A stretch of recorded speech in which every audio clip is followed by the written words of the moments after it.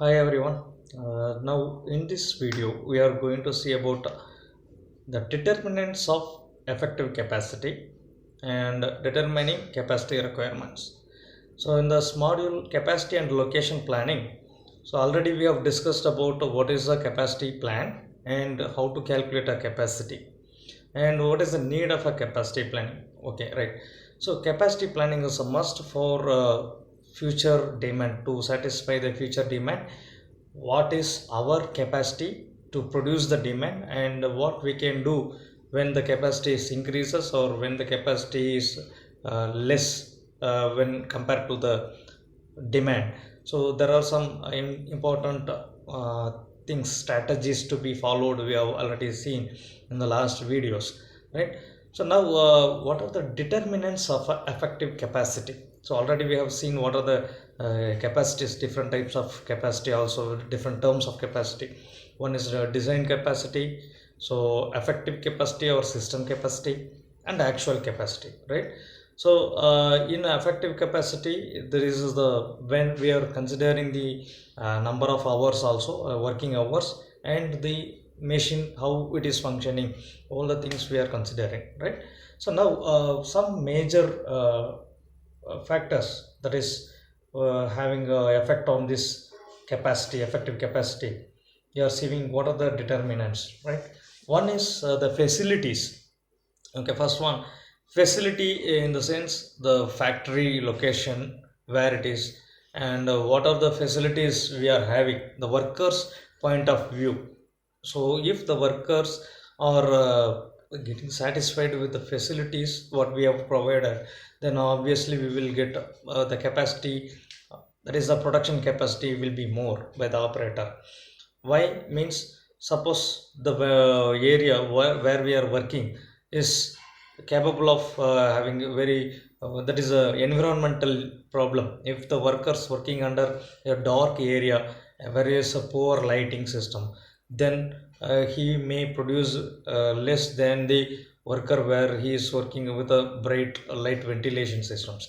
So that is a very important factor, the environment what we have created, what we are given to the worker, it's very very important.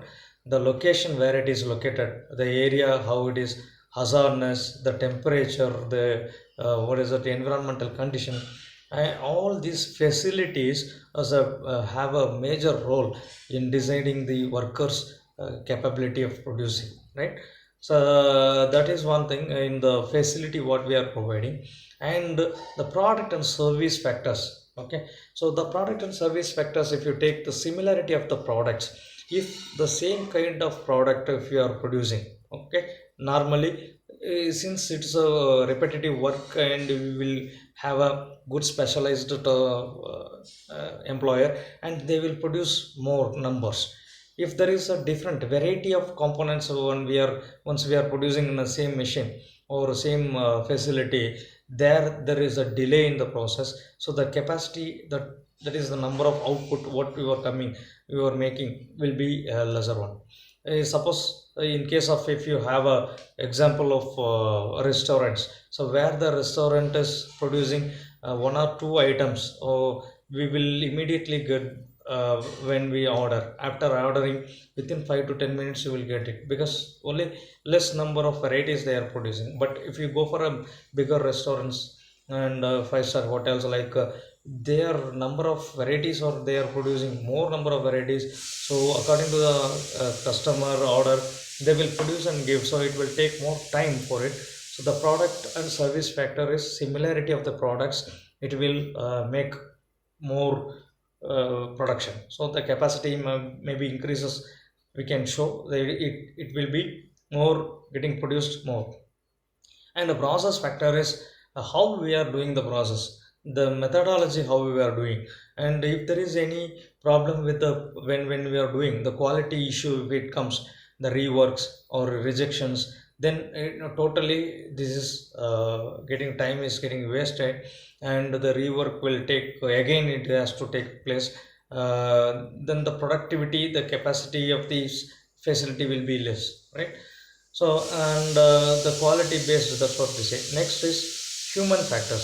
So human in the sense of workers, how the worker having the skill. Okay, so skilled workers and trained workers, they will produce more, they can produce, their capacity will be more when compared to the learners. And the motivations or experience what they are having, attitude of their employee, positive attitude they will have, they will produce more than the others. And on the motivation given by the subordinates, they can produce more. Like this, the human factors are there naturally, their attitude and psychological factors may also decide the capacity, right? And the policy factor of company policies. So what is the policy? They may company may give shift, one shift per day, or two shift or three shifts per day. That also it will affect this. Okay, so right, next is operational factors, that is scheduling problems, purchasing. Okay, where we are operational factor is how we are scheduled, the when we have to deliver, so that we are working. And the purchasing and inventory shortages, sometimes it's not properly, inventory is not getting materials in a proper time, and there is a shortage of materials, so that it will affect in the capacity planning. So it should not get break on during the working time. And the supply chain, that's what supplier for the raw material where we are getting from, that supplier has to deliver in proper time, so the transportation problem should not be there, our distribution should not be getting affected. So that supply chain, where what we are getting and what we are selling, sending to the market, it should not get affected. This may get having a effective capacity, there is a problem, it will face the it is a factor of deciding the capacity.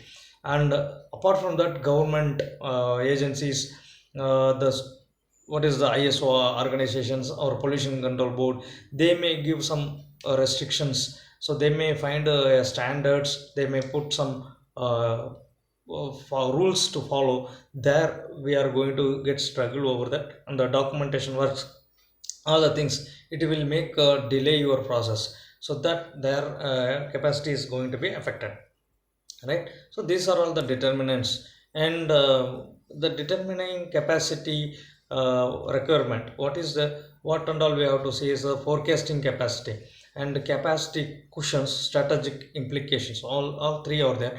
Forecasting capacity is a long term and short term based over there. Okay, if the demand requirements from marketing people, then that is we are going, that is will affect this capacity. And this identification future demand based on the forecasting, right? So forecasting can be done with the two different things. One is executive opinion and a Delphi method. So executive opinion is just we are getting information or getting idea from the experienced persons. And they can another one is Delphi method, is a group, making a group of experts, and we are discussing what is the forecasting, what is the next how to the demand forecasting we are there, like that. For the future demand, how do we have to solve? Okay, we will make a panel of member, and we can decide and to make the strategic implementation, so that planning the future, providing the flexibility, suppose in case of any changes in the demand or design, what we have to do, it's already we have to plan properly by to utilize this capacity, right? So now in this video we have seen that how, what are the determinants and determining capacity, right? Okay.